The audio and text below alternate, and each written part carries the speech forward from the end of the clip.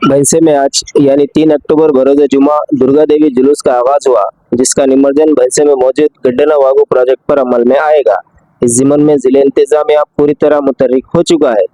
जिले SP doctor Janki Sharmila IPS की निगरानी में Bhainsa additional SP Avinash Kumar IPS अपनी पुलिस जमीयत के हमरा भैंसे के उन शहरों को जहां से जुलूस गुजरता है पुलिस छावनी में तब्दील करते हुए रास्ते में मौजूद मसाजिद, जिनमें मस्जिद पंजेशा, मस्जिद हाजी साहब, मस्जिद जुल्फ़ाकार, मस्जिद मशाइख के अलावा दीगर इबादत गाहों और मुस्लिम मुजाहिद आज़ादी, जिनमें टीपू सुल्तान चौक, मौलाना आज़ाद चौक को आर्जी तौर पर टाट पट्टी से ढका गया।